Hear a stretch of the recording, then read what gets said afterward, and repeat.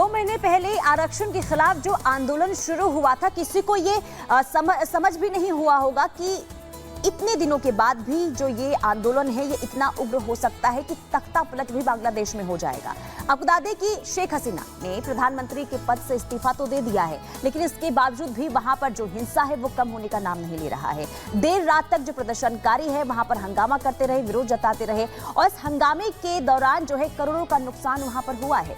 बांग्लादेश में इस वक्त क्या हालात बने हुए हैं, रिपोर्ट के जरिए आपको दिखाते हैं।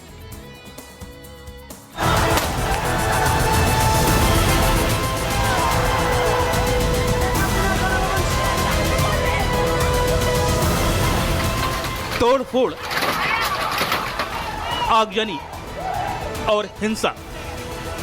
पड़ोसी मुल्क बांग्लादेश के हालात कुछ ज्यादा ही खराब हो चुके हैं। आरक्षण को लेकर आंदोलन शुरू हुआ, लेकिन देखते ही देखते ये आंदोलन हिंसा में तब्दील हो गया।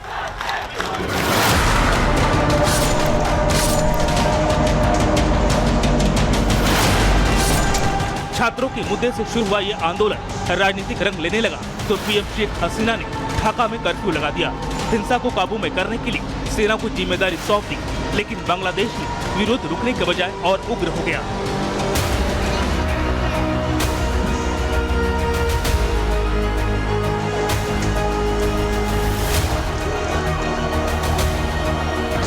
हिंसा की इस आग में करीब 300 लोगों की मौत हो गई। वहीं सोमवार को एक ही दिन में 100 से ज्यादा लोगों की जान चली गई। भीड़ ने एक थाने को आग के हवाले कर दिया। करीब 17 पुलिस वालों की हत्या कर दी गई। पिछले 2 सप्ताह में सुरक्षा बलों की बड़ी कार्रवाई में कथित तौर पर लगभग 10,000 लोगों को हिरासत में लिया गया, जिनमें विपक्षी समर्थक और छात्र प्रदर्शनकारी शामिल थे। हालात बेकाबू होते देख बांग्लादेश के सेना प्रमुख ने पीएम शेख हसीना से इस्तीफा मांग लिया। सोमवार दोपहर शेख हसीना ने प्रधानमंत्री पद से इस्तीफा भी दे दिया और तख्ता पलट होते ही शेख हसीना ने देश छोड़ दिया। शेख हसीना ढाका से भारत आ गई। शेख हसीना का प्लेन हिंडन एयरबेस पर पहुंचा, जहां सैन्य अधिकारियों ने उन्हें रिसीव किया।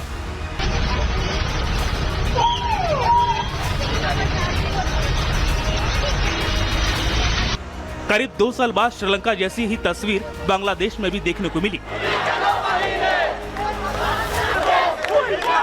शेख हसीना के देश छोड़ते ही भीड़ ने प्रधानमंत्री आवास पर धावा बोल दिया।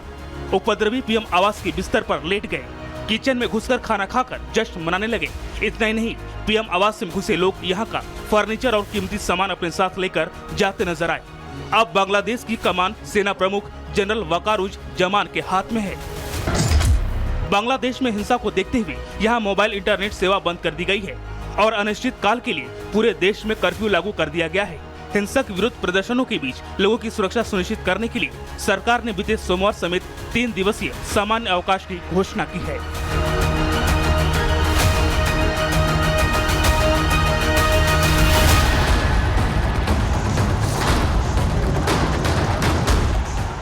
उपद्रवियों के सिर पर जुनून सवार है। ये भीड़ शेख हसीना की हर निशानी को मिटाने पर आमादा है। भीड़ ने शेख हसीना के पार्टी ऑफिस को आग के हवाले कर दिया। प्रदर्शनकारियों ने बांग्लादेश के संस्थापक शेख मुजीबुर रहमान की मूर्ति का सिर का हिस्सा हथौड़े से तोड़ डाला। लेकिन ये सब क्यों? आरक्षण के खिलाफ हिंसा आंदोलन शुरू हुआ। 2 महीने से प्रदर्शनकारी बवाल कर रहे हैं। स्वतंत्रता सेनानी परिवार को कोटा मिला। कुल 56% आरक्षण का लोगों ने विरोध किया। हसीना सरकार ने कोटा कम कर दिया था। बांग्लादेश के सुप्रीम कोर्ट ने फिर कोटा देने को कहा। कोर्ट के इसी फैसले के विरोध में हंगामा हुआ। आरक्षण विरोधी प्रदर्शनकारी सड़कों पर आ गए, जिसके बाद की हालात न सिर्फ दुनिया के सामने है, बल्कि दुनिया की निगाहें बांग्लादेश के तख्ता पलट पर आकर टिक गई है।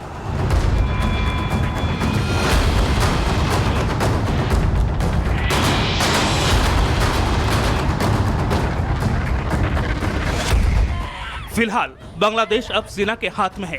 अब देखना होगा कि क्या ये हिंसा अपने आप थम जाती है या बांग्लादेश में देखने को मिलेगा military action. Bureau report, Republic Bharat. तो बांग्लादेश में हालात बिल्कुल भी ठीक नहीं है और इसलिए सवाल ये खड़े होते हैं कि क्या बांग्लादेश का हाल अब बिल्कुल वैसा ही होगा जैसा कि श्रीलंका में हुआ था, या इससे पहले आपने अफगानिस्तान की तस्वीरें देखी थी, वहां पर भी किस तरह से अब अल्पसंख्यकों को परेशान किया जा रहा है, जो कम आबादी में लोग हैं उनको परेशान किया जा रहा है। देखना महत्वपूर्ण होगा क्योंकि अब लगातार वहां पर देखेंगे कि हिंसक प्रदर्शन काफी ज्यादा अब लोगों को परेशान कर रहा है। लेकिन हिंसा के वो 45 मिनट हम आपको बताएंगे जब सेना की तरफ से अल्टीमेटम दिया गया था शेख हसीना को। हिंसक प्रदर्शनकारियों ने प्रधानमंत्री आवास को घेरा था।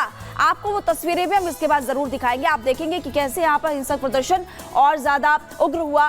पीएम आवास को जब घेरा गया, प्रदर्शनकारियों ने पूरी तरह से पीएम आवास को घेरा और अंदर उनके जाने की तस्वीरें आपने देखी, उनकी रसोई में खाना बनाने की भी तस्वीरें देखी।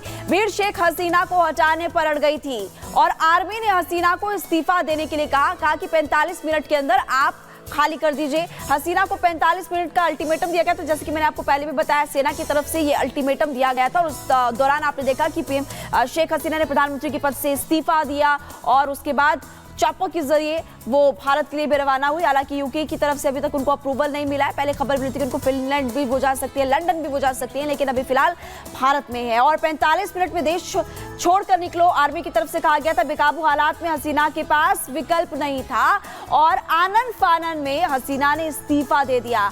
एयरफोर्स के चॉपर से ढाका से उनको निकलना पड़ा और बांग्लादेश छोड़कर भारत के लिए उड़ान भरी। जैसा कि मैंने आपको पहले भी बताया कि फिनलैंड की भी खबर थी, लंदन की भी खबर थी, लेकिन कोई विकल्प नहीं था, कोई ऑप्शन नहीं था और फिर वो भारत के लिए रवाना हुई। तो देखिए, बांग्लादेश में जो ये स्थिति बनी हुई है ये सिर्फ आरक्षण के खिलाफ बनी हुई है। स्वतंत्रता सेनानियों के जो परिवारों को आरक्षण दिया जा रहा है उसके खिलाफ जो प्रदर्शनकारी है लगातार प्रदर्शन करते हुए नजर आ रहे हैं। लेकिन देखिए, सवाल ये है कि क्योंकि जो ये विरोध प्रदर्शन बांग्लादेश में देखने को मिल रहा है उसमें अब एंट्री कट्टरपंथियों की हो चुकी है और ऐसे में जो हिंदू वहां पर रह रहे हैं वो निशाने पर आ चुके हैं। ऐसे में सवाल ये कि आखिर हिंदू जो हैं वो सॉफ्ट टारगेट क्यों बन रहे हैं, आपको रिपोर्ट के जरिए दिखाते हैं।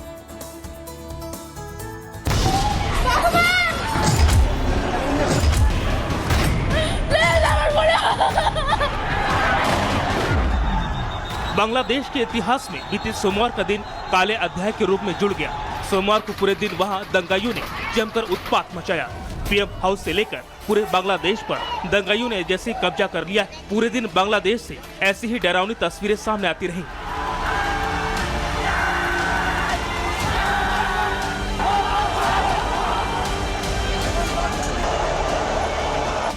लेकिन आवामी लीग की पीएम शेख हसीना के देश छोड़कर निकल जाने के बाद भी वहां अमन चैन का लौटना मुश्किल लग रहा है। बांग्लादेश के सेना प्रमुख ने भले ही वहां कर्फ्यू खत्म करने का ऐलान कर दिया है, लेकिन अब वहां हिंसा का नया दौर शुरू हो गया है।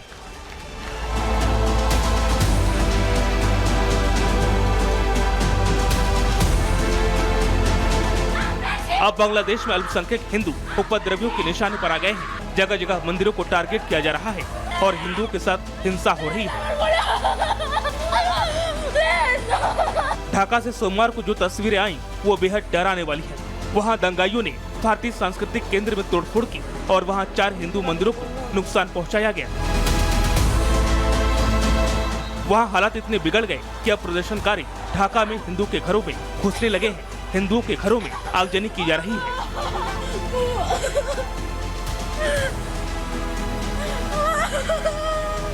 ये तस्वीर बांग्लादेश के नौवाखाली की है, जहां उपद्रवियों ने एक हिंदू परिवार के घर को निशाना बनाया। इस हिंदू परिवार ने अपनी जान बचाने के लिए खुद को घर में कैद कर लिया, लेकिन कट्टरपंथी सोच वाले हैवानों ने पहले घर की खिड़की को तोड़ा और फिर बाहर से पेट्रोल छिड़ककर घर को आग के हवाले कर दिया। बताया जा रहा है कि इस आगजनी में हिंदू परिवार के 2 लोगों की जान चली गई और ये सब इस परिवार के साथ सिर्फ इसलिए हुआ क्योंकि वो हिंदू है।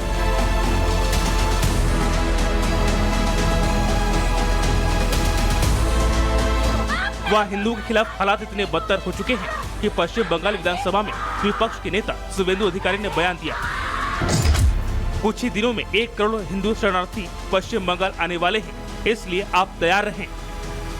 शुवेंदु अधिकारी ने बांग्लादेश में हिंदुओं के खिलाफ हो रही हिंसा के खिलाफ पश्चिम बंगाल विधानसभा के मानसून सत्र में ये भी कहा कि बांग्लादेश से हिंदुओं का नरसंहार हो रहा है, लेकिन मुसीबत ये है कि बांग्लादेश में इस वक्त जो हालात है उसके और बदतर और खराब होने के संकेत हैं, क्योंकि अब ना तो वहाँ कोई स्थिर सरकार है और ना सेना दंगाइयों के खिलाफ कोई कड़ा एक्शन लेती दिख रही है। खासकर हिंदू के प्रोटेक्शन के लिए अभी तक किसी तरह का कोई सख्त निर्देश जारी नहीं किया गया है। इस्लामिक कट्टरपंथियों के हाथ का खिलौना बनते जा रहे बांग्लादेश में हिंदुओं के लिए मौजूदा स्थिति कितनी भयावह है, इसका अंदाजा इसी से लगाइए। बांग्लादेश में हिंदू की आबादी 1 करोड़ 30 लाख है। बांग्लादेश की जनसंख्या के करीब 8.2% हिंदू है। यहाँ तीसरी सबसे बड़ी आबादी हिंदुओं की है। दंगाई पूरे बांग्लादेश में हिंदुओं को टारगेट कर रहे हैं। हिंदुओं के घर पर अटैक किया जा रहा है। हिंदू मंदिरों पर हमला किया जा रहा है। उपद्रवियों वहाँ हिंदू परिवार